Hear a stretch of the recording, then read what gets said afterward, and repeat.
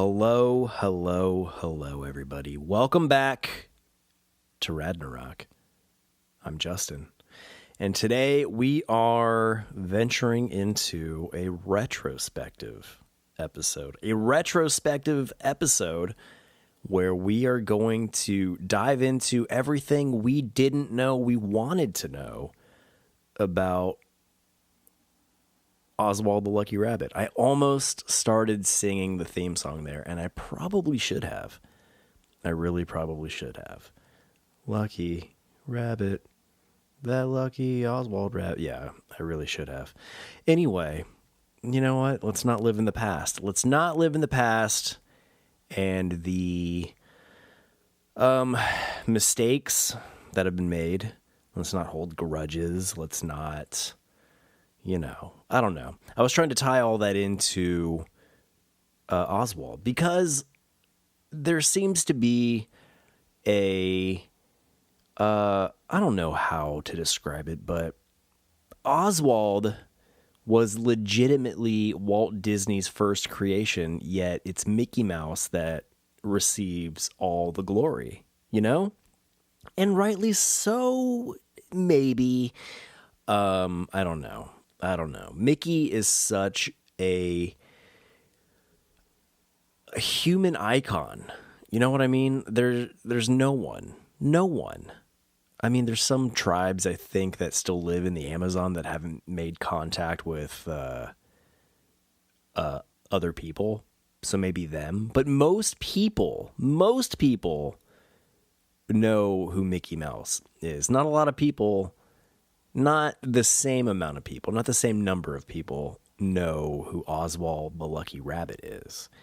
And, it's kind of Oswald the Lucky Rabbit. That's a mouthful. Mickey Mouse is so much more direct, so much, more straightforward, I guess. I don't know. I don't know what I'm saying. But you know what I am saying is Oswald the Lucky Rabbit, first appearance in Trolley Troubles from 1927. Trolley Troubles, I have a classic cartoon commentary for Trolley Troubles up on the LealLegacy.com and the Leal Legacy YouTube channel. So go venture out that way and give it a gander. Check it out. The first appearance of this here Lucky Rabbit. Oswald the Lucky Rabbit. Oswald the Lucky Rabbit, also known as Oswald the Rabbit or Oswald Rabbit, which does not have that same alliteration flow like Mickey Mouse. Oswald Rabbit, Mickey Mouse. Oswald Rabbit, Mickey Mouse. Oswald Rabbit, Mickey Mouse. Oswald Rabbit, Somebody make that a song and send that to me, please. I would appreciate it. Oswald the Lucky Rabbit is a cartoon character created in 1927 by Walt Disney for Universal Pictures. He starred in several animated short films released to theaters from 1927 to 1938. 27 animated Oswald shorts were produced at Walt Disney Studios. So Oswald has a total of 27 shorts that spanned over, what is that, 11 years? Interesting. I feel like, I don't know, never mind. Animation is a big deal. So that's definitely more than one short a year, but doesn't 27 shorts feel like a low number? You know what I mean? I feel like there would be more, or there should be more. I don't know. Interesting. Anyway, let's see. In 2003, Buena Vista Games pitched a concept for an Oswald-themed video game to then Disney president and CEO Bob Iger, who became committed to acquiring the rights to Oswald, and that's awesome. I don't know why it took until 2003 and Bob Iger for Disney to be like, we need Oswald back. Oswald is a Disney creation. His home is with the Disney company. So, in 2006, the Walt Disney Company acquired the trademark of Oswald, with NBC Universal effectively trading Oswald for the services of Al Michaels as play-by-play announcer on NBC Sunday Night Football. They traded Oswald for a sports announcer. I don't watch sports, really. I like MMA. I'm a big mixed martial arts fan. I watch UFC, things of that nature. I don't know who Al Michaels is. Do you? I don't. What I do know about him is that he, in the Disney company's mind, was at best of equal value to Oswald the Lucky Rabbit. They traded him for a cartoon characters. Now, I don't know. I don't know if I'd be offended. I don't know how badly Al Michaels wanted to work with Disney, but to have the story, to have in your personal life story that you were traded so the Walt Disney Company could recover their first creation. I don't know, man. That's pretty cool. That's interesting. So hopefully Al Michaels was a sport about it. I get it, sport. Anyway, Oswald returned in Disney's 2010 video game Epic Mickey. The game's metafication plot, parallels Oswald's real-world history, dealing with the character's feelings of abandonment by Disney and envy towards Mickey Mouse. Whew. See, that's what I was talking about earlier. They played it up into a video game, even. You know what I mean? Oswald, those feelings make complete sense to me. Of course, Oswald would feel abandoned, but at the same time, Disney apparently created Oswald for Universal Pictures. So, though Walt Disney is effectively his father, he went where he was supposed to go. You know what I mean? Now, is it Universal's fault? Shame on Universal for not giving Oswald the respect he deserved. You know what I mean? You go to Universal Studios, Florida, California. I'm more familiar with Universal Studios in Orlando. I don't recall seeing any sort of Oswald representation there at all. And they have a whole Cartoon Village place, and I don't see any Oswald there. Correct me if I'm wrong, but anyhow. Oswald has since appeared in Disney theme parks and comic books. Awesome, as he should. He should have a new cartoon. He should be included in the current Mickey Mouse cartoon. But, maybe one day. Comic books. I want to go get some Oswald comic books. Got to look those up. Comic books, as well as 2 follow-up games. Epic Mickey 2, The Power of 2, and Epic Mickey Power of Illusion. Ooh, Illusion. Oswald made his first appearance in an animated production in 85 years through his cameo appearance in the 2013 animated short Get a Horse. I love that short, and I am going to do a watch-along for that short as well. And I did not notice that Oswald was in that cartoon. Shame on me for that. But at the same time, there's a lot going on in that. It makes total sense that Oswald is in that cartoon. If you haven't seen it, the cartoon is an interesting, it's done in that vintage early 30s style, but it crosses over into modern anime. It's really cool. Really, really neat. I'm going to go watch it again. I've seen it twice because the first time I started watching it was when it popped up on Disney Plus. So it's not one, that I have a deep connection with, but when I did see it, I absolutely fell in love with it. And yeah, I'm going to go watch. You know what? The third time I watch it, we'll be doing the watch along podcast for it. So there we go. Cool. Did not know that.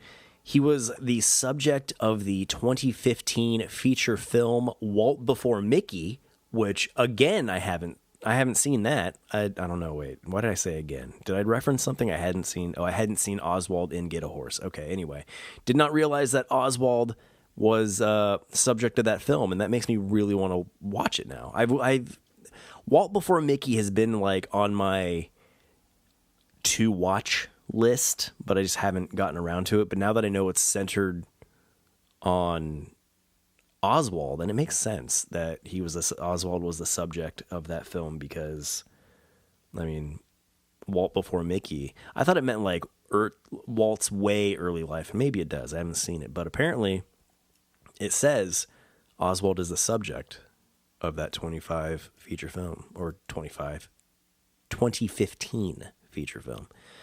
Let's see. Oswald also appeared as a townsperson in Disney Infinity 2.0. That's cool as well. Let's see. After the control of Oswald's character was taken, Walt created a new character similar in appearance to Oswald as a replacement. Mickey Mouse, who went on to become one of the most famous cartoon characters in the world, introducing many new characters like his best friends Donald Duck and Goofy, who themselves introduced new characters with them like Scrooge McDuck. So, man, without Oswald, there would be no Mickey. Without Mickey, Donald, Goofy, so on and so forth. It's really interesting that they went with Scrooge McDuck. There's no mention of Minnie or even Daisy after bringing Donald into the picture, but fascinating. Anyway, wow. Straight up says that after control of Oswald was taken, Disney created Mickey as a replacement. And just that sentence, just that idea really inspires the idea of, Oswald feeling abandoned and replaced. It's just, wow. Anyhow, characteristics of Oswald the Lucky Rabbit. While under Disney's creative control, Oswald was one of the first cartoon characters that had personality, which Oswald embodies that super confident, charming, happy-go-lucky, glass half full cartoon kind of egotism. Is egotism a word? Cartoon characters always kind of have an ego that they're just great at anything they try to do, and usually they are. And when they encounter things that they're not good at, they're still super charming about it. So, yeah, Oswald was one of the first cartoon characters that had personality. And I guess Felix the Cat could be thrown in the mix. Felix the Cat definitely had a lot of personality and kind of, I don't know, you could definitely feel the difference between Oswald and Felix, I'd say. Let's see. As outlined by Walt Disney himself, hereafter we will aim to make Oswald a younger character. Peppy, alert, saucy, and venturous, or venturesome. See, that's my dyslexia kicking in. All right, disclaimer again. I got to make a disclaimer every single time. I'm dyslexic, so what I'm doing now is reading aloud, and that was my worst nightmare growing up, doing that in front of my classmates and such. So, hasn't gone away, and I'll read things awkwardly. Sentences will sound weird. I'll jumble words, stumble over what I'm trying to say, things like that. A great thing to do in a podcast. But like a classic cartoon character, you know what? I'm gonna wear it with I'm gonna keep it saucy. I don't care. I'm gonna do me. Venturesome.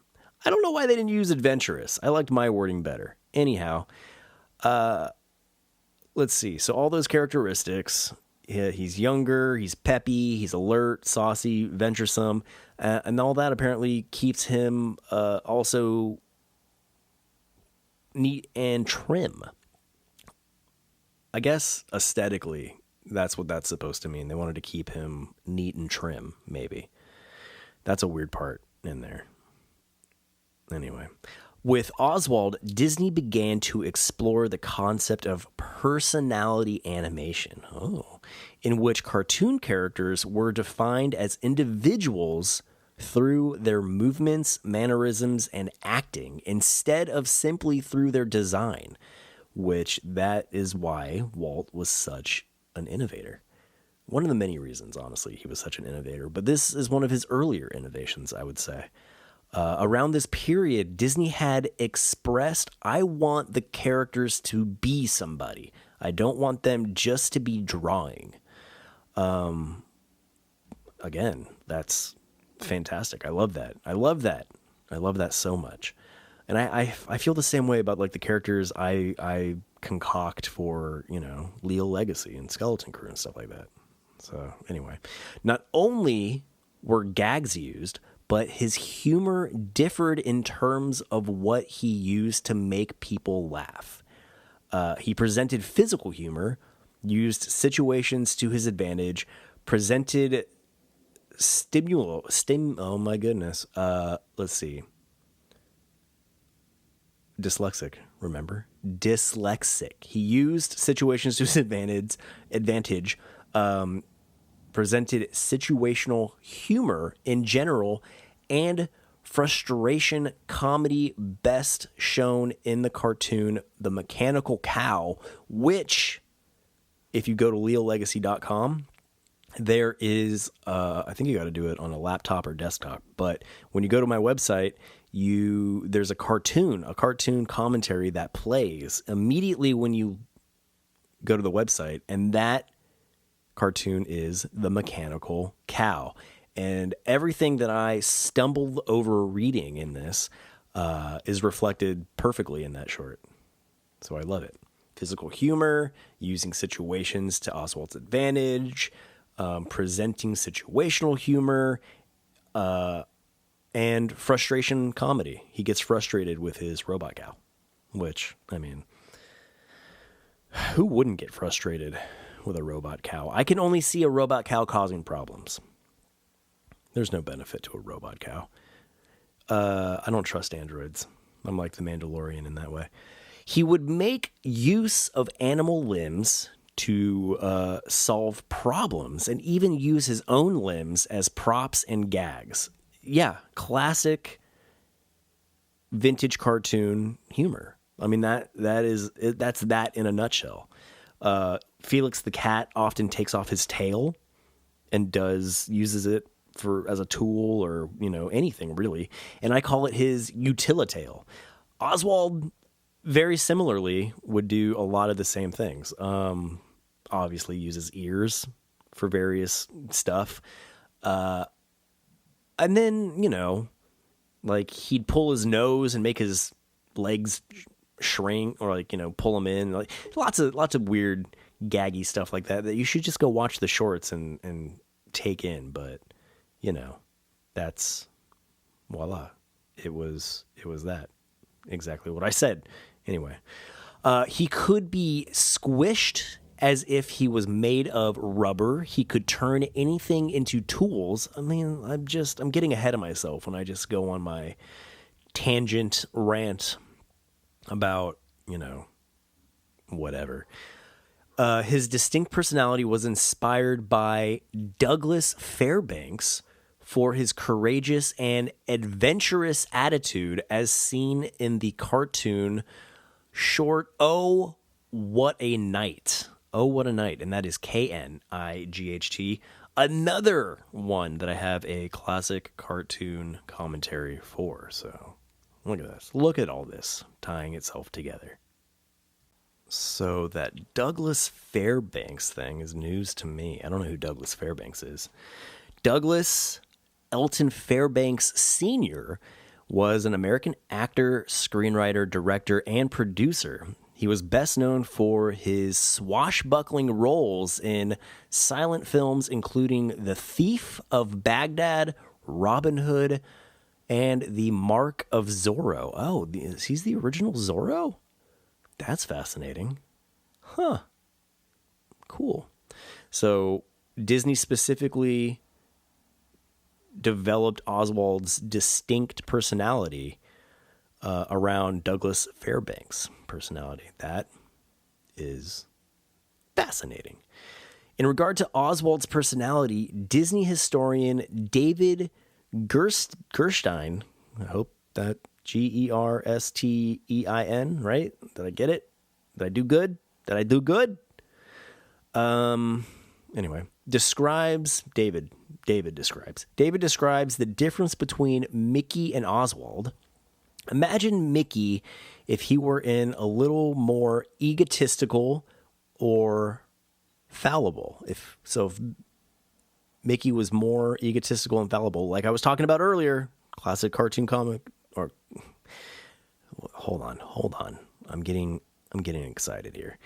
Like I was saying earlier, that classic vintage cartoon personality trait, egotism, right? So anyway, let me start over with that. David described Mickey and Oswald. Imagine Mickey if he were a little more egotistical or fallible, or imagine Bugs Bunny if he talked the talk but wasn't as good at walking the walk.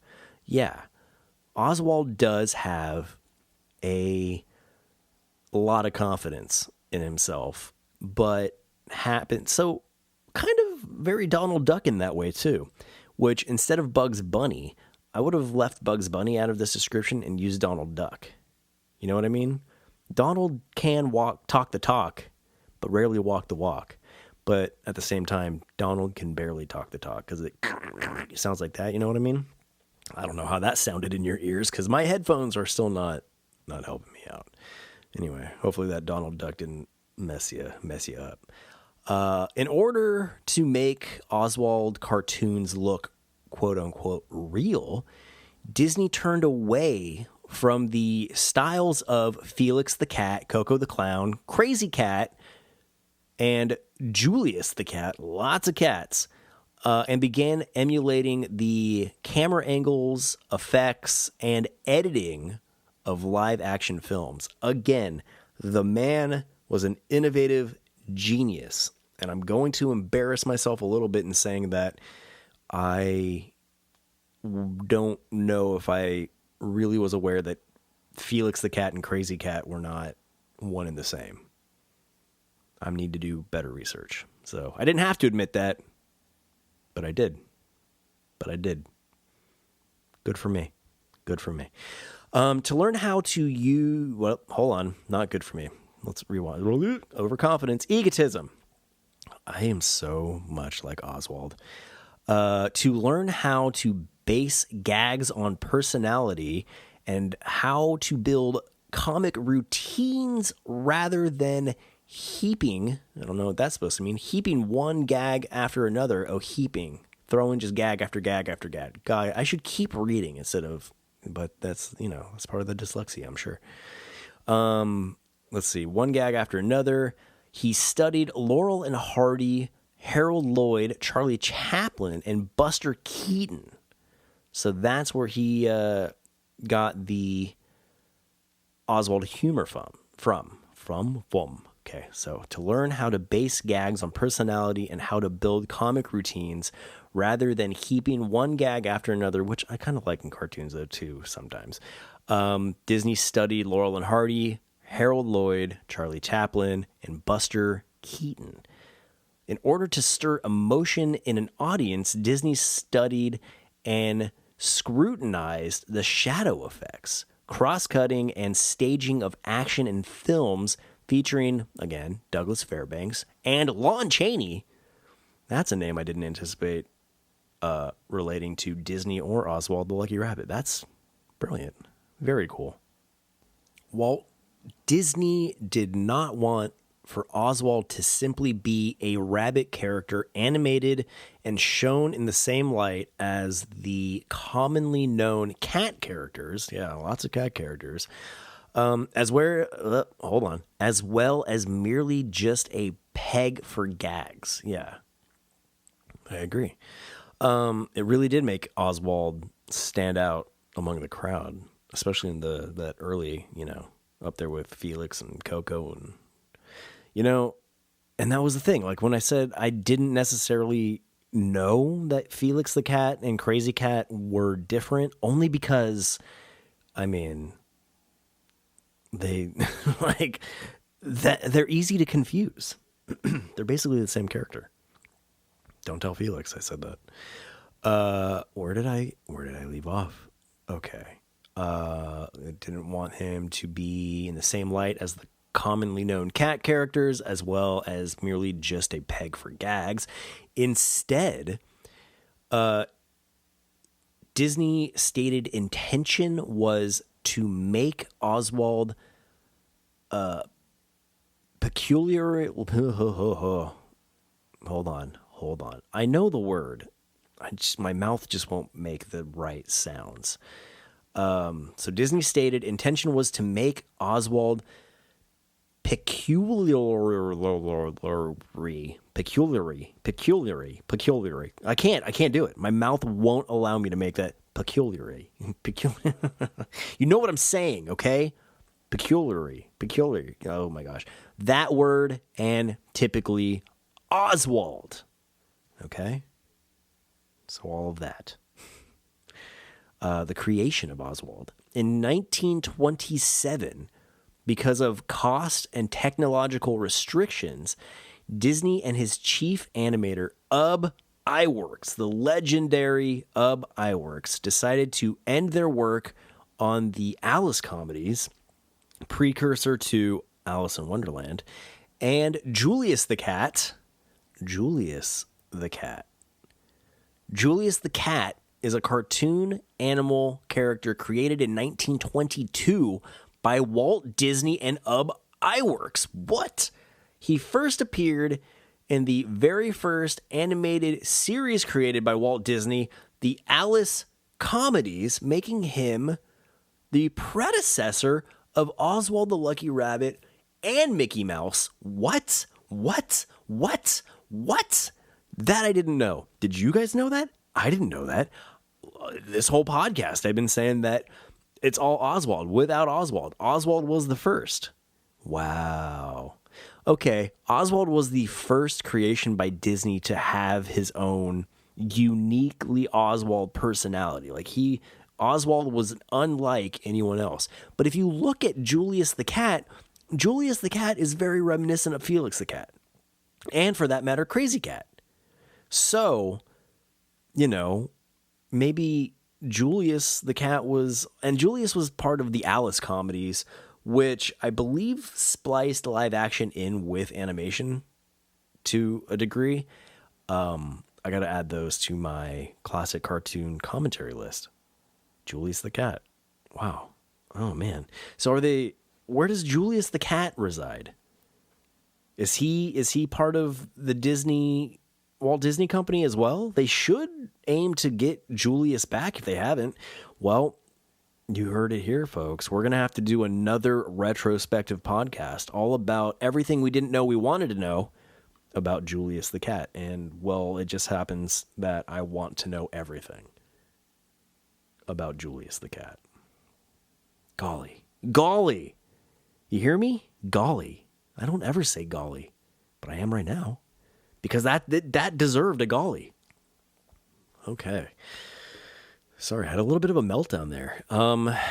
You think you have a really firm grasp on things, and then something like finding out that Julius the Cat was a predated Oswald the Lucky Rabbit is I don't know, man.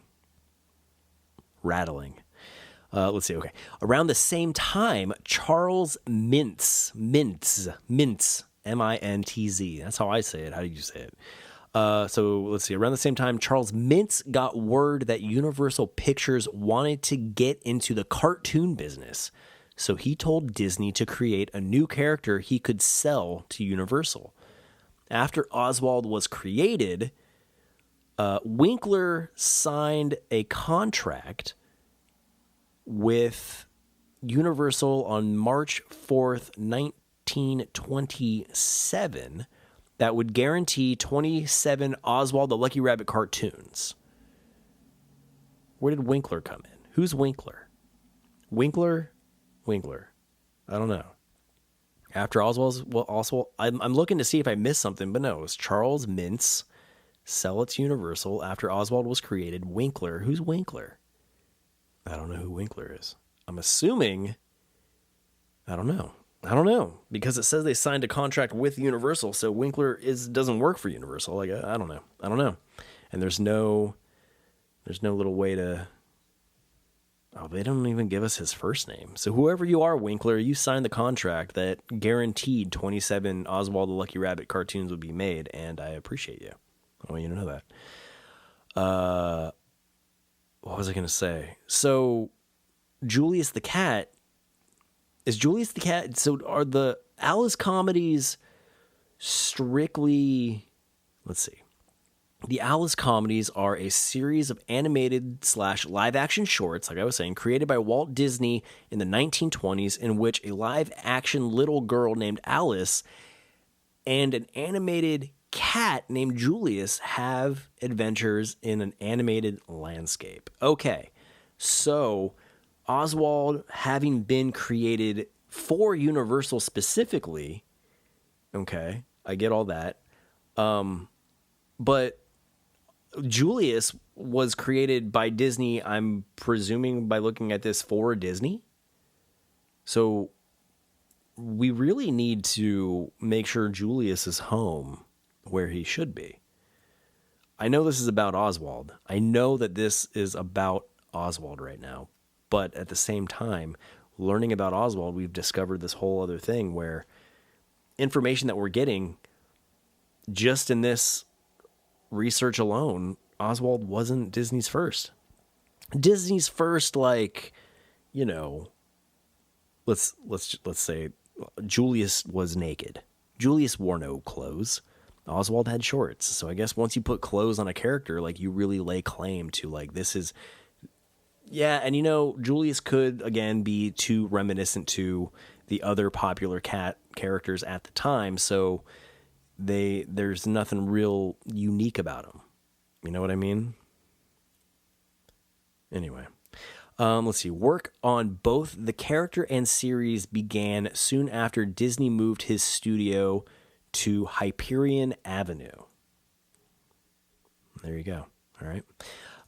Disney chose to make the character a rabbit since there were already two popular animated cats at the time, Felix the Cat and Crazy Cat, which therein Julius the Cat probably does not shine so well and could easily be confused for both Felix and Crazy. So Crazy Cat is an American newspaper comic strip by cartoonist George Harriman, which ran from the 1913 to 1944. Wow. It first appeared in the New York Evening Journal, whose owner, William Randolph Hearst, was a major booster for the strip throughout its run. Okay, so Crazy Cat was actually a comic. I guess there's no Crazy Cat cartoon. I thought I've seen maybe the Crazy Cat cartoon that I'm thinking of, or cartoons I'm thinking of, were maybe just miscategorized Felix the Cat cartoons. Anyway, I keep clearing my throat, and I'm really sorry. Anyhow, let's see. The first Oswald cartoon, Poor Papa, was rejected by the Universal Studios heads for its poor production quality and the sloppiness and age of Oswald. Yeah, poor Papa. I have a... Guess what? Guess what I have for that? I got a classic cartoon commentary for that one as well. That's right. You can go watch Poor Papa and hear me run my mouth over it. LealLegacy.com or on our YouTube page. That's working out great.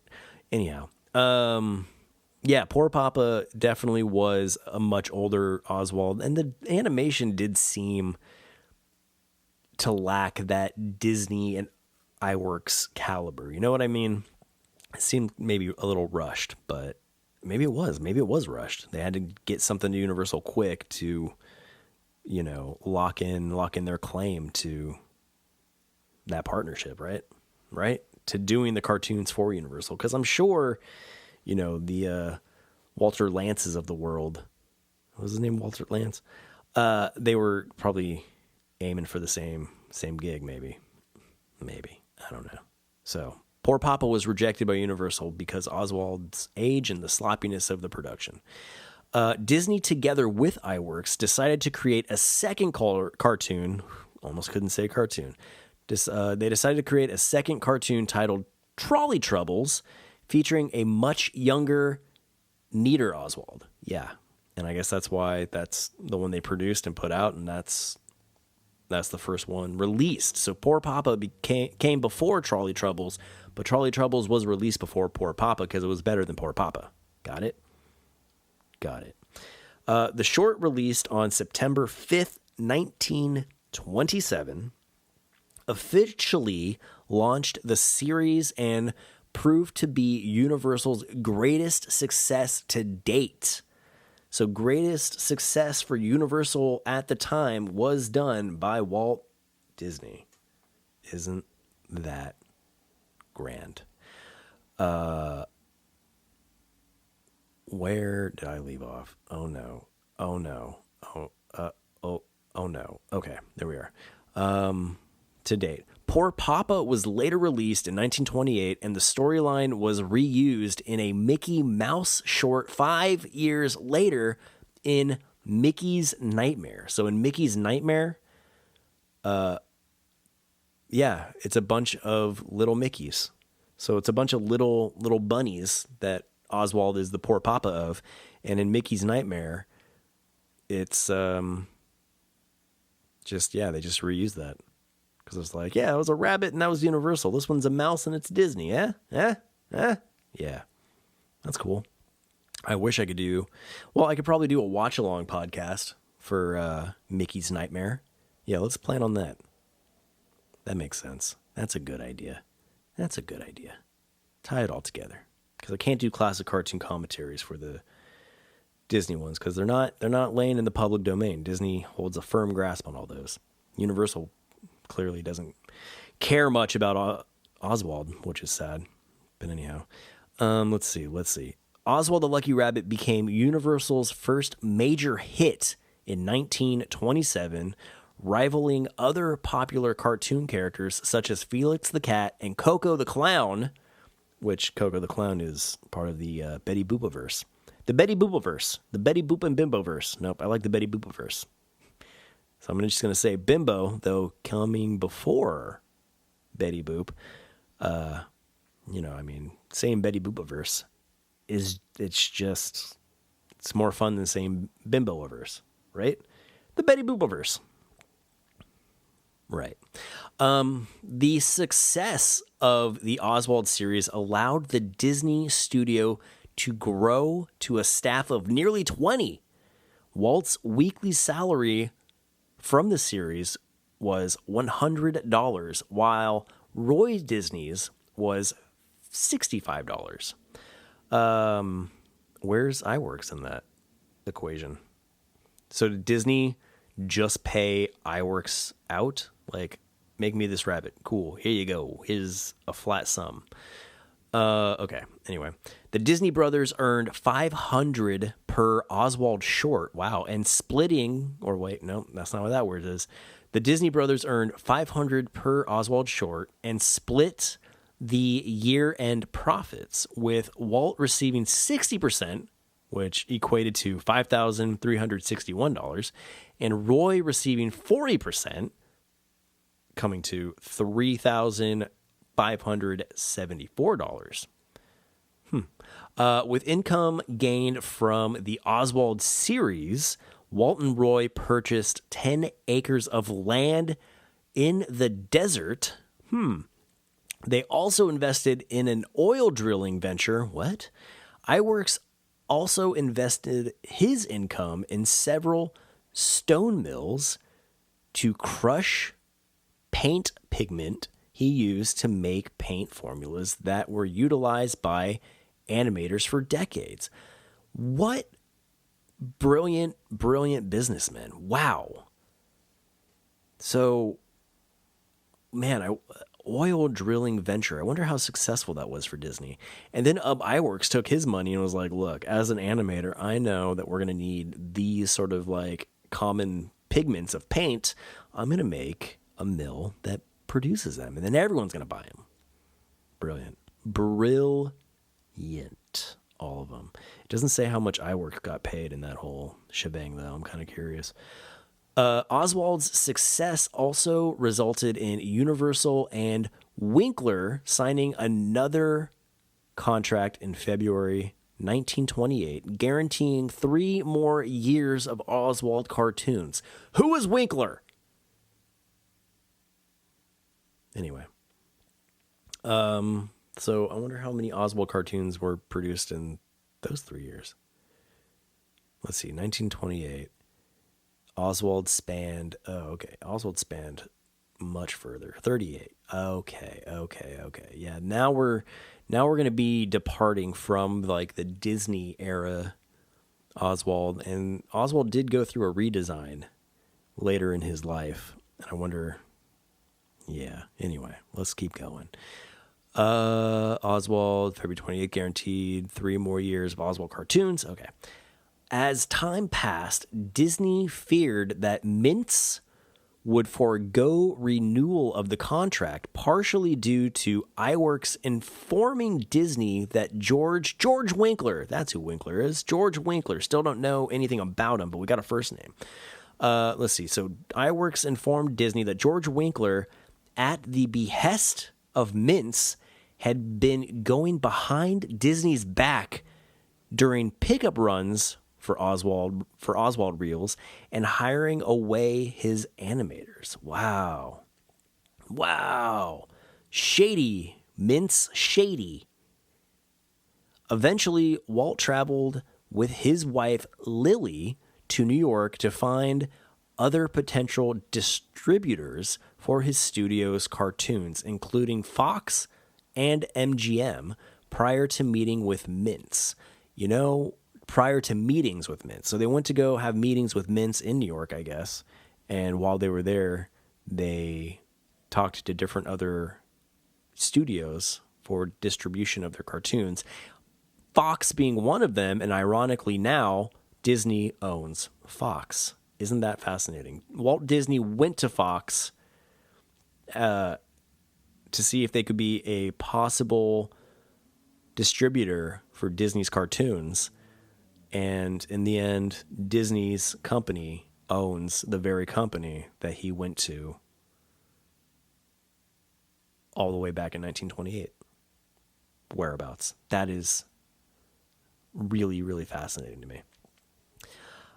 As Walt later recalled, he placed 2 Oswald prints under one arm and, feeling, quote unquote, like a hick, marched, quote unquote, 1/2 block north on Broadway to MGM to visit Fred Quimby.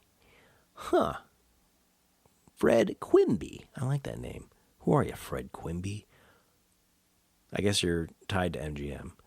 Let's see. Fred Quimby. Frederick Clinton Quimby was an American animation producer and journalist best known for producing the Tom and Jerry cartoon series.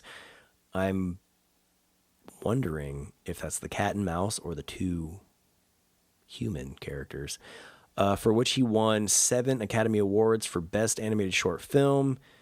Cool. He was the film sales executive in charge of the Metro Goldwyn Maver. Oh, MGM. All right. Anyway, we're not looking too much more into you, Quimby, but good to know you. During this period, Walt and Lillian attended the premiere of the Oswald short Rival Romeos, which, guess what? That's right. Another classic cartoon commentary I got for Rival Romeo, so go check that out as well. Man, all of them. Let's see. So Rival Romeos, which debuted at the Colony on 53rd and Broadway. I guess that's a theater. In the spring of 1928, Disney traveled to New York City in hopes of negotiating a more profitable contract with his producer Charles Mintz. But as economic problems were apparent at the time, Mintz figured Disney should settle for a 20% cut. Yeesh.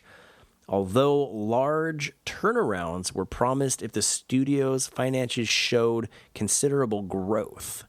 So it sounds like financially the studio was down on its luck and wanted to pay Disney less, but it was like, hey, we start making money, we'll start pumping out more cartoons and everything will be great.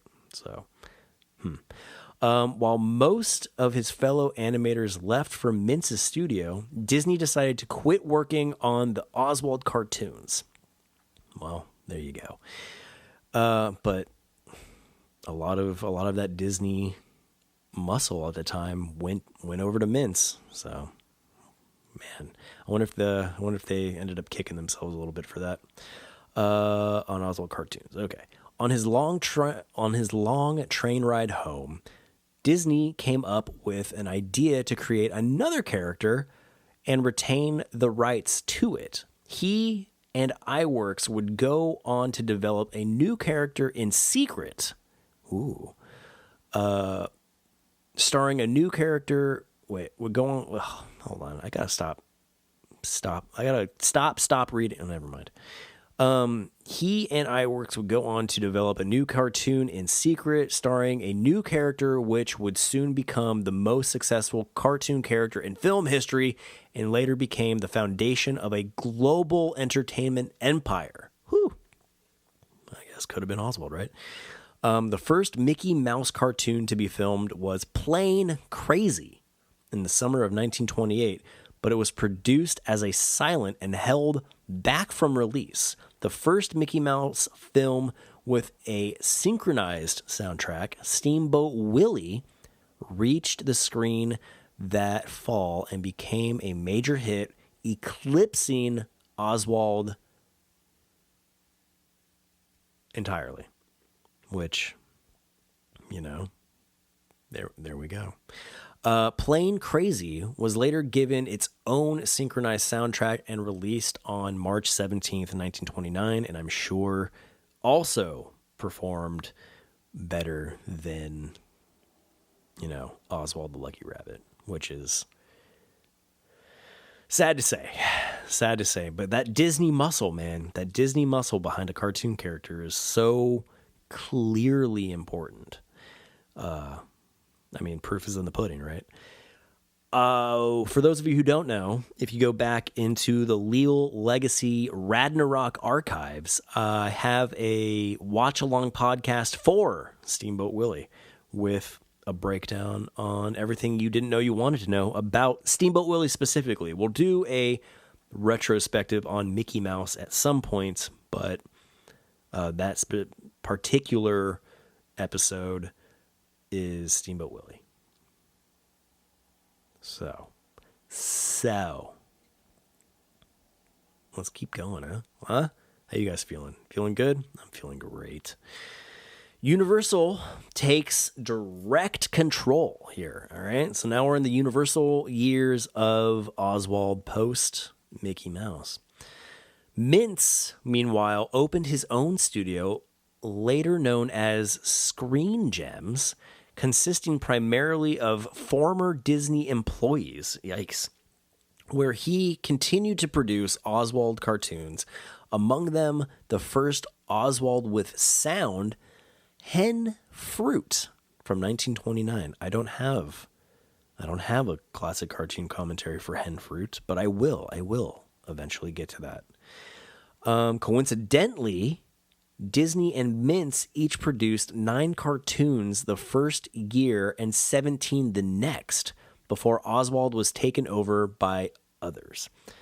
Animators Hugh Harman and Rudolph Ising, names we know very well, unhappy with Mintz, asked Universal head Carl Laemmle to remove Mintz, suggesting that they would be the ones to continue the Oswald series. There is so much treachery and turncoating and backstabbery in the classic animation days. Anyway, Laemmle did terminate Mintz's contract, but instead of hiring Harman and Ising, he opted to have the Oswald cartoons produced right on the Universal lot. Laemmle selected Walter Lantz to produce the new series of Oswald shorts, the first of which was 1929's Race Riot, which I don't believe I have a commentary for either. So Oswald went from one Walt to another. From one Walt to another. The Oswald the Lucky Rabbit story. I mean, that would be a perfect title, wouldn't it? Don't you think? Over the next decade, Lantz produced 142 Oswald cartoons for a total of 194 films featuring the character, spanning the work of all 3 producers. Wow.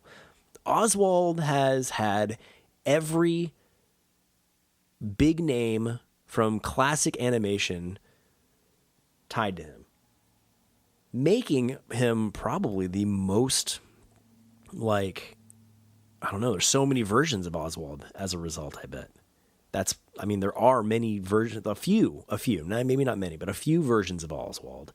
And it makes sense that that would have been, each legendary animation producer putting their, getting their little grubby fingers in them. That I didn't mean it how it sounded. Anyway, let's see. Over blah blah blah blah blah. All 3 producers. Okay. After Lantz took over production in 1929, the character's look was changed to some degree over the following years. Oswald got white gloves on his hands, which, classic, standard addition to most classic cartoon characters. White gloves on his hands, shoes on his feet, again, a staple. A shirt, I like that less. A quote-unquote cuter face with larger eyes, a bigger head, and shorter ears. Yeah, I don't necessarily enjoy the redesign so much. I liked the original Oswald. His shorts do have buttons in his redesign, and I kind of like that, very reminiscently Mickey. I could do without the shirt. If you got the shorts, you don't need the shirt. If you got the shirt, you don't need the shorts. Look at Winnie the Pooh and Donald Duck, right? Look at Mickey, no shirt, only shorts. You know what I'm saying. You know what I'm talking about. You're picking up what I'm laying down. Anyhow, let's keep going. With 1935's Case of the Lost Sheep, an even more major makeover took place. The character was drawn more realistically now, with white fur rather than black, shoes are removed, plus wearing suspenders instead of a shirt and shorts.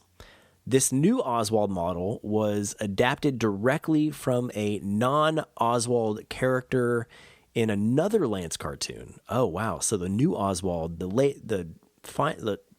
latest Oswald was just a ripoff of another character in another Lantz cartoon. Ugh.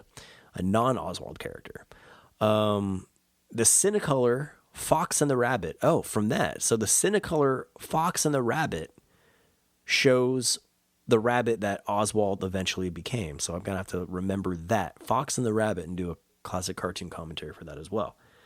Let's see. Released some 2 months earlier as the last of the early Cartoon, and that's Cartune, classic series. The redesign was done by Manuel Moreno. Manuel Moreno. I am Manuel Moreno. I will make your Oswald. The cartoons containing the new white-furred Oswald seem to be different from their predecessors in more than one way. As the stories themselves became shorter, minor changes in the drawing style would continue as well. With Happy Scouts in 1938, the second-to-last Oswald film produced, the rabbit's fur went from being all white to a combination of white and gray. Such a far, far cry from the original adaptation of Oswald the Lucky Rabbit.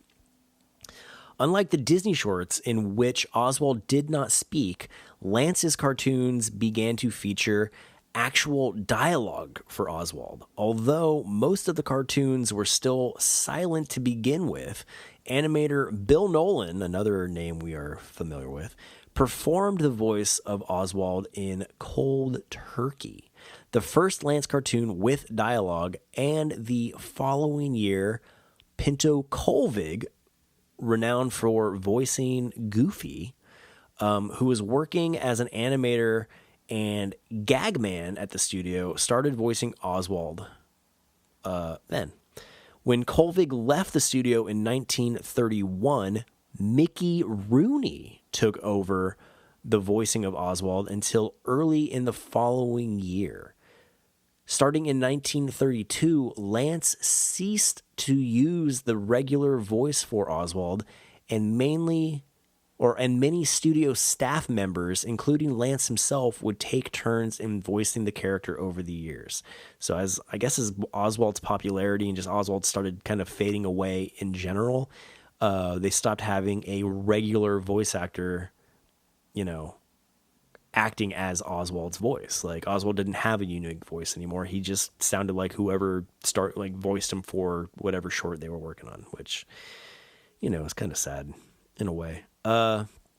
June Foray provided Oswald's voice in the Egg Cracker Suite, which was the final theatrical short to feature the character.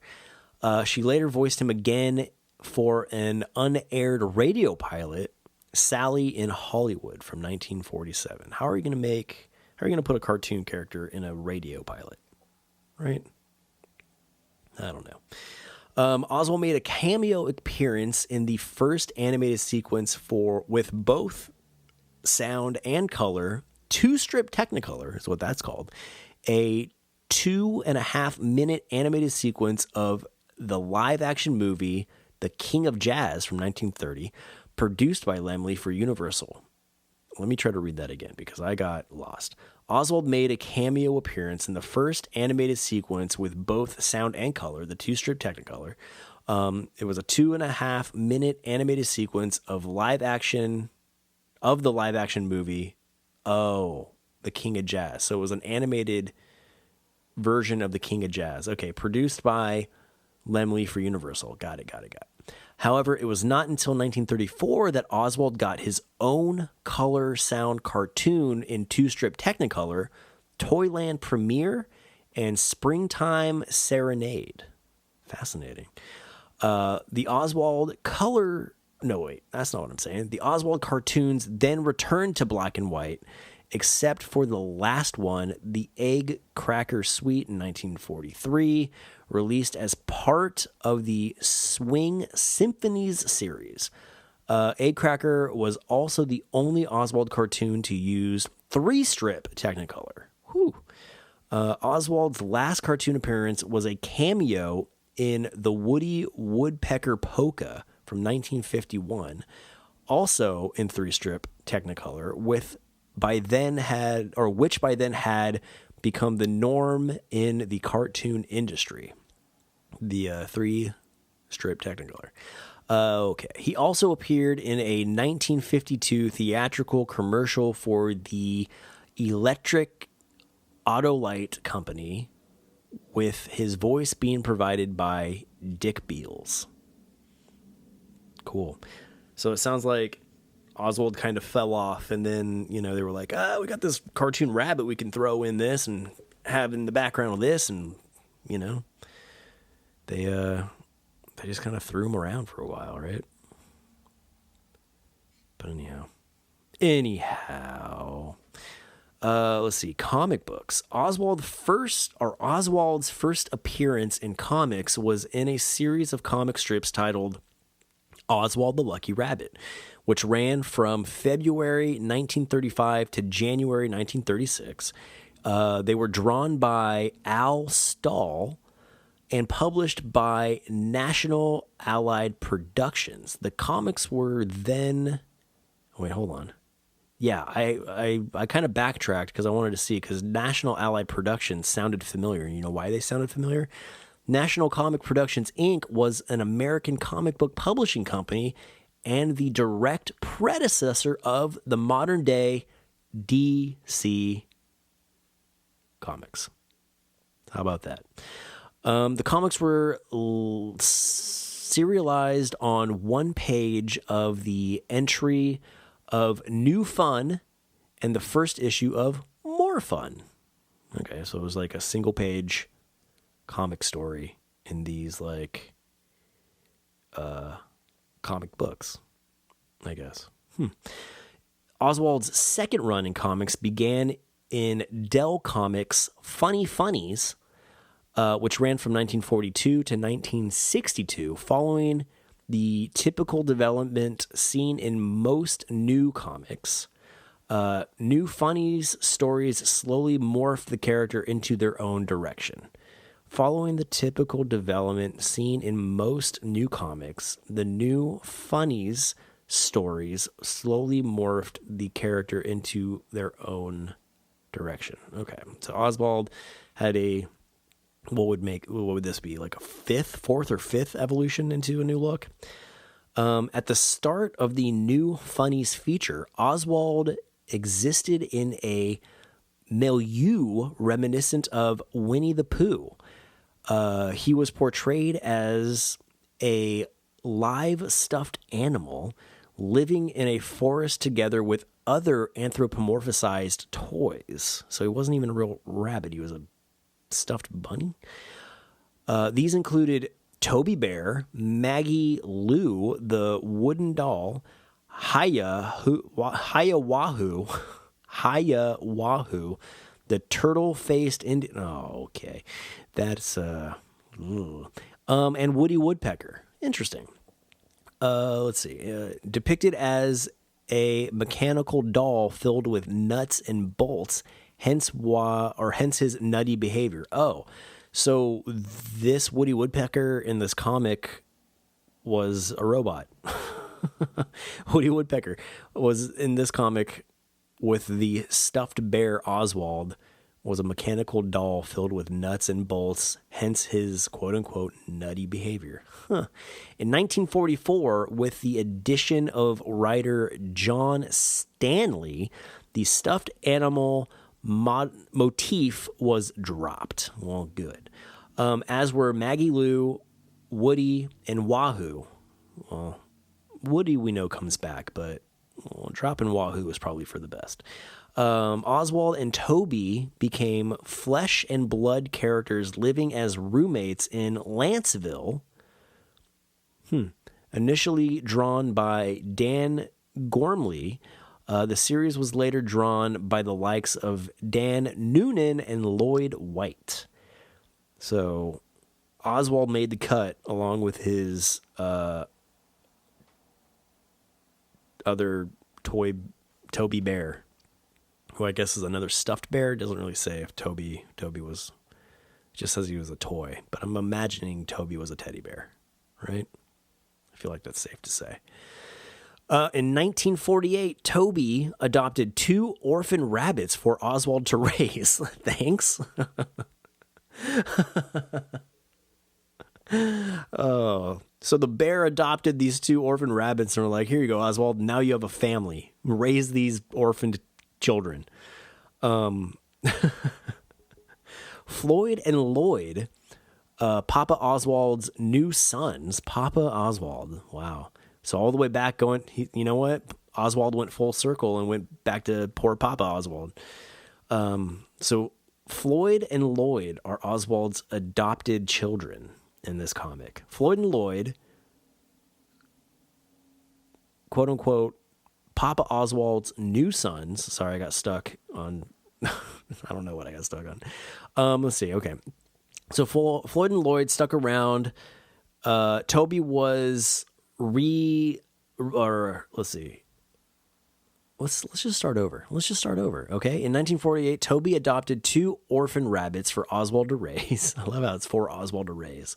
Floyd and Lloyd, Papa Oswald's new sons, stuck around. Toby was relegated to the sidelines. Oh, wow. So Toby was replaced by 2. Man, I don't know if Toby saw that coming. Toby introduced his own replacements. Yikes. Toby was relegated to the sidelines, disappearing for good in 1953. Bummer. Later stories focused on Oswald adventuring with his sons, seeking odd jobs, or simply protecting the boys from the likes of rabbit-eating Reddy Fox, and from 1961, con man Gabby Gator. Wow. I want to get to know Reddy Fox and Gabby Gator. A character adapted from contemporary Woody Woodpecker cartoon shorts. Oh, so Woody Woodpecker left the comic strip, stopped being a robot, became a real woodpecker. Reddy Fox and Gabby Gator were in Woody's cartoon series and crossed over into Oswald's comic. Wow. This era of Oswald comics typically featured the art of Jack Bradbury, known also for his Mickey Mouse artwork. So much Mickey and Oswald overlapping and crossovers.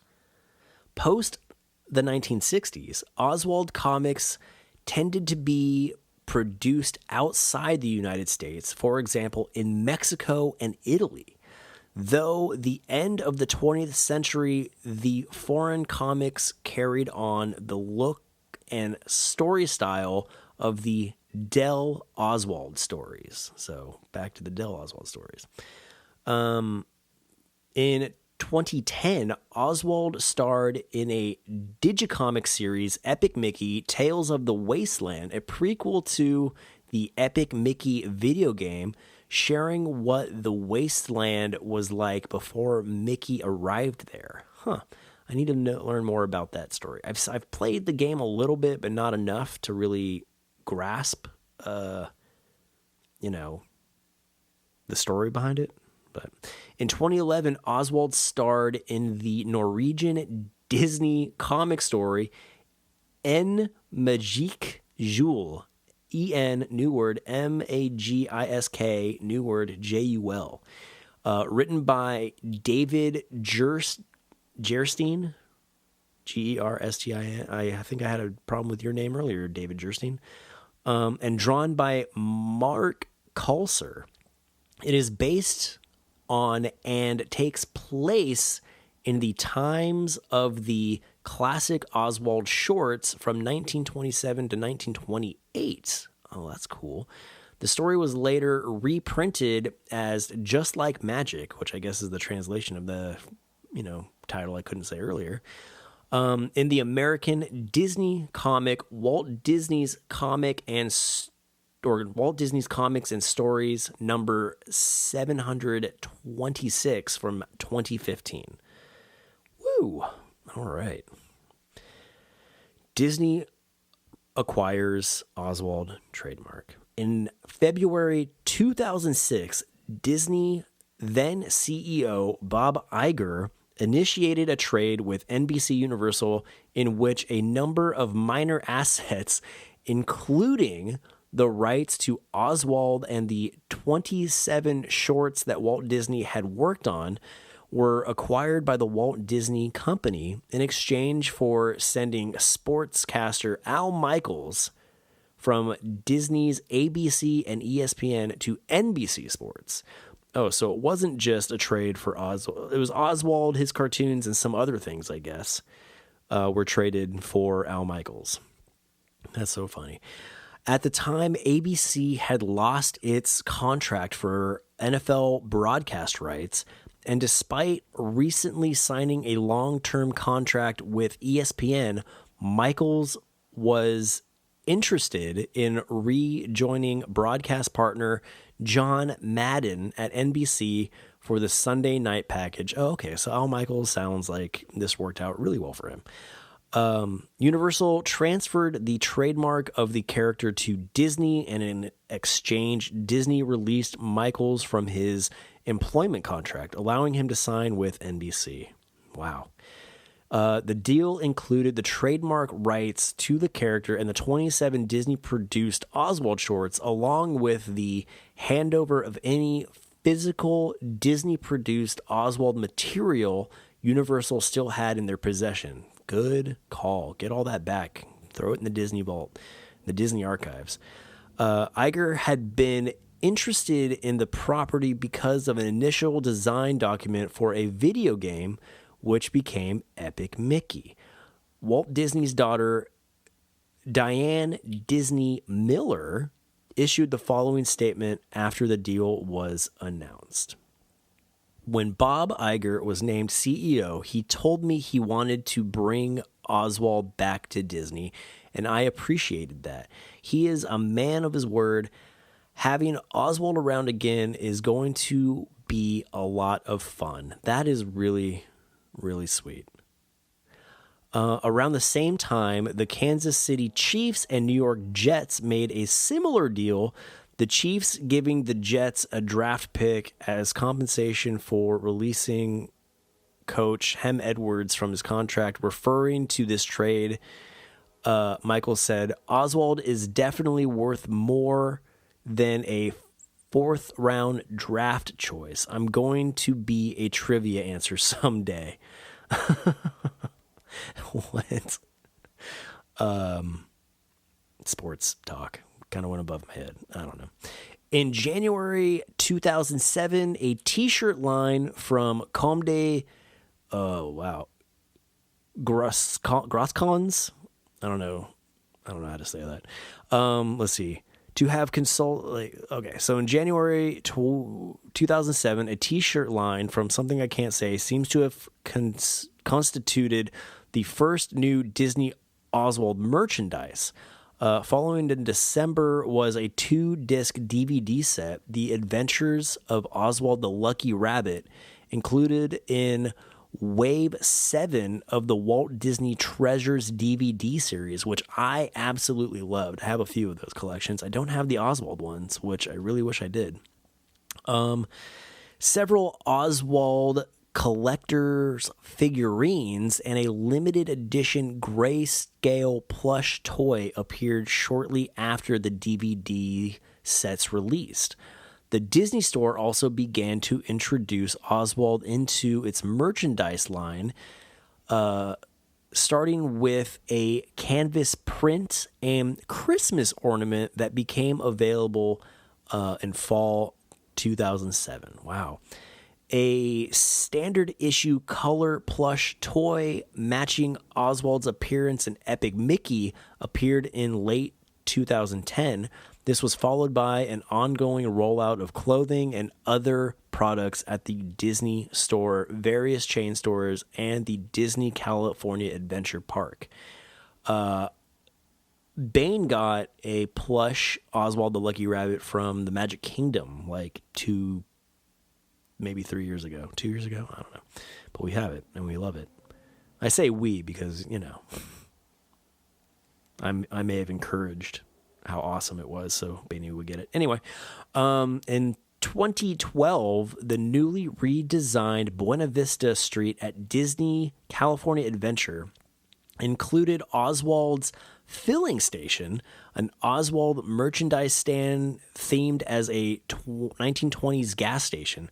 The shop exclusively only sells just Oswald the Lucky Rabbit merchandise, such as Oswald Ears, like the Oswald Ears hats, a similar style to the popular Mickey Mouse Club black mouse eared caps, as well as shirts, t-shirts, plush toys, pins, mugs, among other special Oswald items. In 2014, Oswald began making appearances in the area near the shop. Wow, I wonder if that shop still exists. I have not been to California Adventure in a long time, and if it does still exist, I am going to go wild in that store. In a good way, not a crazy way. Okay? Okay. Video games. In 1995, Oswald briefly appeared in Furios Frustrados do Pica-Poo, a Woody Woodpecker video game released for the Sega Master System and the Mega Drive in Brazil only. So hence that title that I couldn't really say, but it's in Portuguese. Oswald is one of the main characters in the video game franchise Epic Mickey. The world of Epic Mickey is called Wasteland, and it is similar to Disneyland, but for forgotten Disney characters, including Oswald. I wonder if Julius the Cat is in there too. Is it Julian the Cat or Julius the Cat? I don't remember. So including Oswald, who rules the place. Wow. Actually, Oswald fashioned it after Disneyland, but he put images of himself in the place of Mickey in the statue with Walt Disney and other places throughout the town. That's really clever. Oswald was the first cartoon character to be quote-unquote forgotten and inhabit Wasteland. Interesting. Oswald dislikes Mickey for stealing his popularity that he felt he deserved, which, I mean, to a degree, I agree. Oswald tries to make Wasteland a better place for forgotten characters, especially his bunny children and wife Hortensia the cat. I wonder if Hortensia came over with that reacquisition of Oswald to Disney. I mean, he had to have, right? Epic Mickey 2, The Power of Two, is a video game that was I don't know why I got caught up there. Epic Mickey 2, The Power of Two is a video game that was released on November 18th, 2012. Unlike the previous game, Epic Mickey 2 features full-voiced cutscenes with Frank Welker. Welker had also provided Oswald's vocal effects in the previous game. As Oswald's first voice actor in Disney's Oswald the Lucky Rabbit production. Okay. Bill Nolan was Oswald's first voice actor in 1929 when Walter Lantz produced the Oswald cartoons. Okay. So Bill Nolan was the first and Frank Welker may have been the most recent. Is that what we're pulling from that? Tatsuma Nomura. I think that's the best way I can pronounce that name. Tetsuya, first name, and then last name is Nomura. So I don't know. Creator and lead producer of the Kingdom Hearts franchise, so that's a Japanese name, I believe, had requested for Oswald's use in Kingdom Hearts 3, but the response from Disney was that the character would be too difficult, quote unquote, too difficult to use. With no further clarification on details from Disney, Nomura cites Oswald as one of his favorite Disney characters, which I think if you're a diehard Disney fan, you definitely have to have a special place in your heart for Oswald. Disney projects. Oswald starred in Harem Scream in 2012, cartoon created by activists. Okay, hold on. I'm burning out, I think, is what it is. Hold on one more time, okay? Okay, let's reboot. Disney projects. Here we go. Oswald starred in Harem Scarum, a 2012 cartoon created by archivist from Walt Disney's sketchbook. Taking dozens of drawings, he made an appearance, or again. Man, I'm going to try again, okay? Bear with me. Oswald starred in Harem Scarum, which I haven't seen, a 2012 cartoon created by archivist, I guess would be the best way to say that, from Walt Disney's sketchbook, taking dozens of drawings. Okay, so it was pieced together from Disney's sketchbook. Got it. He made an appearance in a 2013 throwback style Mickey Mouse cartoon, Get a Horse. Yeah, we talked about that earlier a little bit.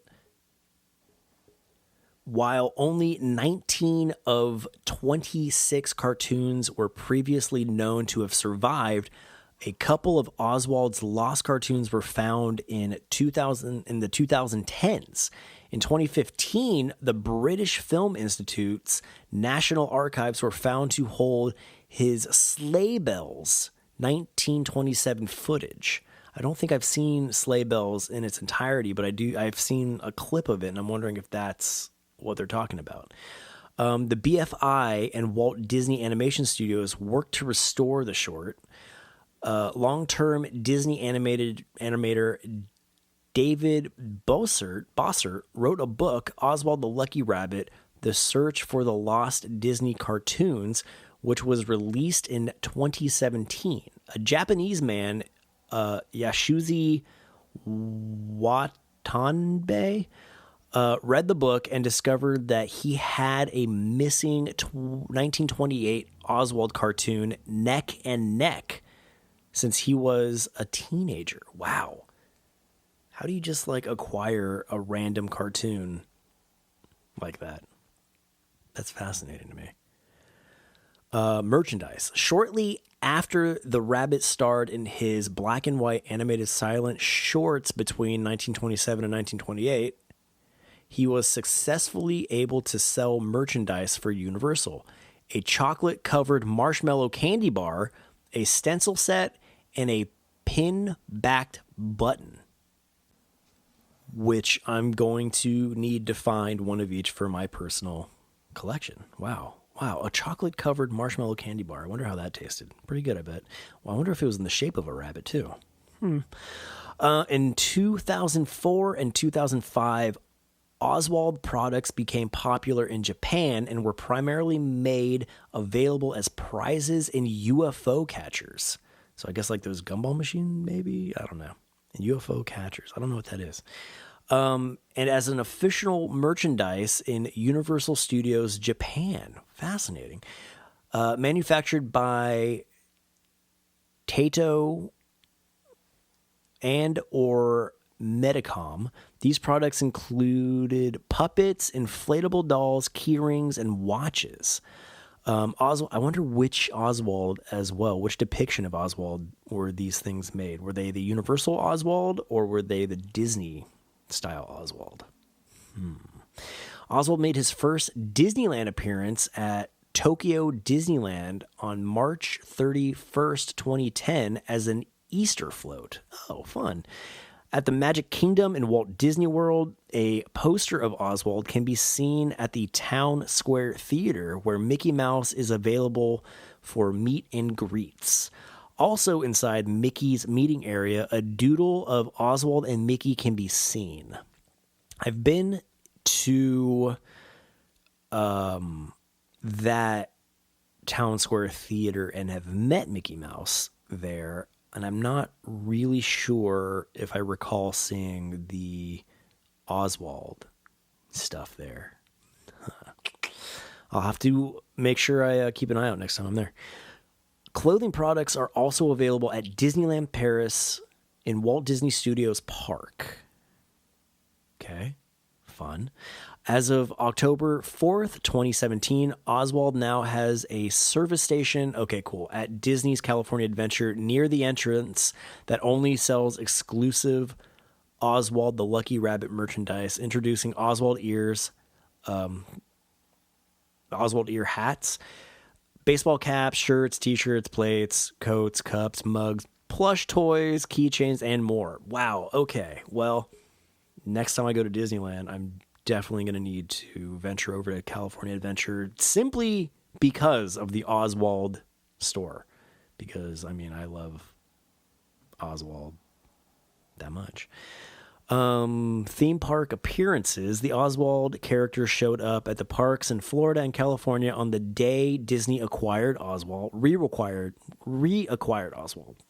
So the day they got Oswald back, Oswald popped up at the parks in Florida and California. but made no further appearances at the time. Well, still fun. 2010, Tokyo Disneyland produced a float featuring Oswald for their first Easter holiday event. In 2011, Oswald appeared with other old Disney cartoon characters on the construction walls for Disneyland California Adventures Park's new entrance. 2011, Oswald appeared on a poster as a magician's rabbit in Town Square Theater in Magic Kingdom, at the Magic Kingdom Park. Okay, so that's the one where the Mickey Mouse meet and greet is at Magic Kingdom. He appeared on a poster as a magician's rabbit. Okay, so I'll need to keep a lookout for that next time I'm there. Or you keep a lookout for that next time you're there, and then send me a picture. Also in 2011, Oswald appeared on various items of clothing available for purchase at Disneyland Paris in the shops on Main Street, USA. 2012, Disney California Adventure at the Disneyland Resort opened with a new entry called Buena Vista Street, themed to 1920s Los Angeles. Oswald's service station is a 1920s gas station housing. Okay, we know all about that. 2012, Oswald Ear Hats appeared at the Emporium at Walt Disney World in Florida. Oh, I haven't seen those at the Emporium before. May 28th, 2014, Oswald can be spotted on the exit of the Seven Dwarfs ride at Magic Kingdom, Orlando. He is carved into a tree near the exit door. Okay, hold on a second. So, that's the Seven Dwarfs Mine Train. Okay. As of May 28th, 2014, Oswald can be spotted on the exit of the Seven Dwarfs Mine Train ride at Magic Kingdom in Disney World in Orlando. He is carved into the tree near the exit door. I'm going to have to see if I accidentally got footage of that, because I have some vlogging footage of Seven Dwarfs Mine Train, but that's something else I'm going to have to keep a lookout for at the park. On April 1st, 2014, a new Oswald costumed character began meet and greets at Disney Sea in Tokyo. On September 14th, 2014, Oswald began making appearances on Buena Vista Street at Disney California Adventure. As of October 4th, 2017, Oswald now has a service station. We knew that. On June 2nd, 2018, a Fan Days event, Oswald's spouse, Hortensia, accompanying him as a VIP guest in Disneyland Paris. They also performed in the show Oh My Hortensia. Well, I love that. Cool. Now we're not going to go through home media, just because, I mean, you know, we've already talked about some media stuff. All right, so reception, Oswald's reception.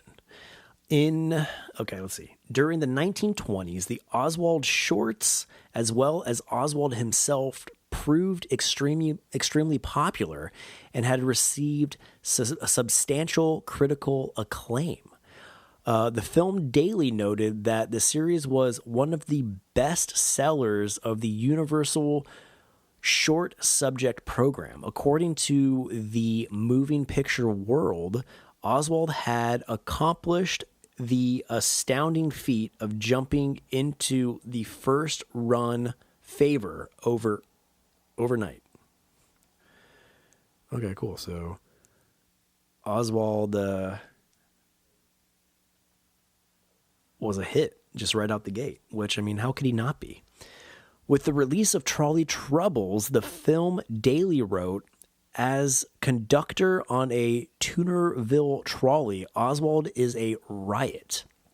This you can book on pure faith and our solemn word that they have the goods. Wow. The Moving Picture World noted Oswald was Good for a lot of smiles and real laughs. Trolley Troubles presents Oswald as the skipper of a dinky little trolley on a wild ride over mountains. Well, that's accurate. Okay, let's see. According to the moving picture world, wow, they had a lot of quotes about Oswald. If the first of these new cartoon comedies for Universal released is an indication of what is to come, then this series is destined to win much popular favor. They are cleverly drawn, well executed, brimful of action, and fairly abounding in humorous situations. Oswald the Lucky Rabbit is all of that. Some of his experiences are hilarious and breathtaking. Wow, I lost my breath trying to get through that. With the release of Oh Teacher, Moving Picture World wrote that, quote, "It lives up to the promise of the first," so I guess the first cartoon, "as a clever, peppy, and amusing series of cartoons that should prove popular in any house. This one deals with Oswald as a school kid and introduces a cat as his rival. It contains some of the best gags we've seen in cartoons. I think I have a classic cartoon commentary for Oh Teacher. Guess you'll have to go to YouTube and find out. But if I do, and I think I do, and I think I remember it pretty well, I don't know. I take all that back. That's a weird thing to say. I think I remember it pretty well. I don't know, man. I've done, at this point, just shy of 300 classic cartoon commentaries. So look, at a certain point, you can only retain so much in your mental hard drive. Right? Right. Okay. With the release of The Mechanical Cow, now I know I got that one. Moving Picture World. Oh, Moving Picture World. Did I say Motion Picture World before? Moving Picture World wrote that Oswald has a wild and amusing time with his ingenious milk producer. I guess that's his mechanical cow. With the release of Great Guns, don't know if I have that one, Moving Picture World wrote that Oswald is a hero in action, in the trenches, and in a situation where two planes fight each other. They found that Great Guns was... Oh, no, I lost it. Okay, there. They found that Great Guns was chock full of humor and wrote, "This series is bound to be popular in all types of houses if the present standard is maintained." I think that standard was maintained, at least through the Disney years. Can't really speak so much to the Universal years because it got wild with Oswald during the Universal time frame, right? Well, that's really fun. Moving Picture World apparently had a number of quotes. Let's see. They also wrote of the series, in addition to striking a new note in cartoon characters by featuring a rabbit, these Disney creations are bright, speedy, and genuinely amusing. Sorry about the weird voice for a minute. The animation is good, and the clever way in which Disney makes his creations stimulate the gestures and expressions of human beings adds to the enjoyment. They should provide with worthwhile actions in any type of house. They keep saying any type of house, so it doesn't matter what your home life is like. You should love Oswald. And that's really cool that they're bringing up how Disney really pioneered that whole anthropomorphic animal, that is pretty much the backbone of, I don't know, 90% of cartoons out there. Let's see. In addition, Oswald looks like a real contender. Walt Disney is doing this new series. That's a weird sentence. Yeah, we know. Funny how the cartoon artist never hit on a rabbit before. Yeah, it's okay. It's funny how the cartoon artists never hit on a rabbit before. This is remember what we talked about earlier? This is in the age of an overwhelming, not overwhelming, there's 3, but an overabundance of cartoon cats. And they're like, oh my gosh, why did no one think of a rabbit? Oswald, with his long ears, has a chance for a lot of new comedy gags and makes the most of them. Universal has been looking for a good animated subject for the last year. They've found it. Universal has found their character thanks to Disney. That's very humorous to me. And when you think about things today with the Disney acquisition of Marvel, way over a decade ago at this point, not way over, but, over a decade ago at this point, and their most recent acquisition of Fox at Universal Studios, I believe in both California and Florida, they have a Marvel land and a Simpsons land, and both of those are now Disney properties. So it's kind of interesting, like to this day, I guess it wasn't necessarily like Universal started using Disney property, but now that Disney owns both Marvel and The Simpsons, you have Disney IP at the Universal parks. So what I'm trying to get at is Universal is still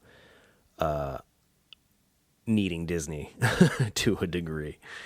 All right. In the modern era, animation historian David Greenstein notes, Disney has done some new projects with Oswald since recovering him. And this is Disney as the company, not Disney as the man now. He's co-starring with Mickey, Oswald. He's co-starring with Mickey in a video game series called Epic Mickey. Kids who have discovered those games have discovered the Oswald films, and it's fascinating to see that Oswald is a genuinely popular character with kids today. If you ask a high schooler if they know who Oswald is, or if you ask a high schooler if they know who Oswald the Lucky Rabbit is, a surprising number of them will say yes. There is just something vital about these characters that, when presented the right way, connects with all ages.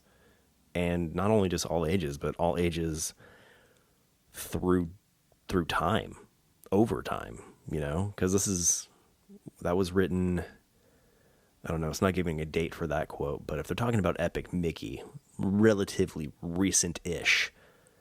So for a cartoon character created in the 20s, still resonating with people today, and that character only really has shorts from the 20s and 30s.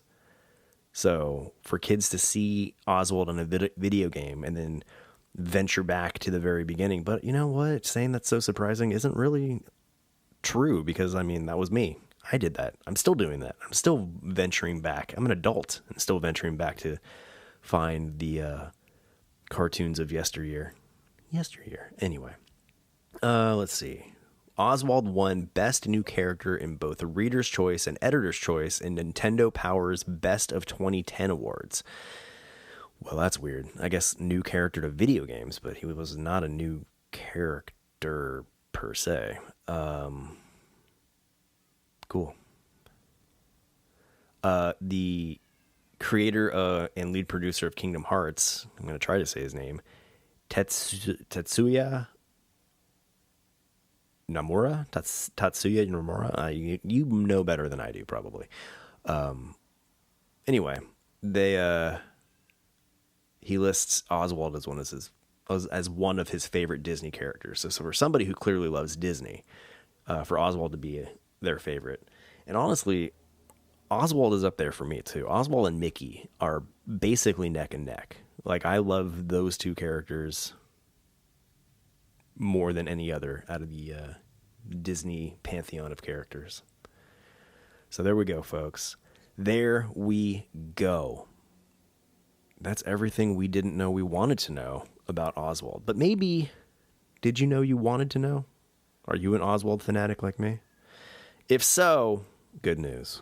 Go over to our YouTube channel or leallegacy.com under the Legacy TV tab and cartoon commentaries. You can deep dive into a whole boatload of Oswald cartoons, and I'm still kicking them out. Whenever I get a chance. Some more Oswald cartoon commentaries are on the way, and if you run out of Oswald Oswald Cartoons, there's a whole bunch of other ones to choose from, and we will be doing retrospectives on every one of those characters. So get psyched, get stoked. I know I am. In the meantime, or even while you're listening to this, or between listening to this and listening to the Disney Watch Along podcasts, and watching the Vloggintary videos on YouTube, or any of those things, why don't you, if you would, visit our Skeleton Crew store, Skeleton Crew brand. It's the best way. It's the official lifestyle brand of Leal Legacy, and the best way to support the Leal Legacy and kicking out this fun free content for you, both here and on YouTube and anywhere else we might be throwing things out. Lots of things coming up, lots of things in the work. I have got a whole backlog of stuff that I'm working on and posting, from more Vloggintary stuff, ride-alongs in the Vloggentaries. Have you seen those? That was fun. The most recent being the Kilimanjaro Safaris. You can go to our YouTube or leallegacy.com and watch the Vloggintary ride-along for the ride, and then listen to the retrospective of breaking down everything we didn't know we wanted to know about Kilimanjaro Safaris. So anyhow, go scope out all the fun things we're doing. Social media at Leal Legacy, just across the board. This was fun. This was good. I'm super pumped on Oswald, and looking forward to,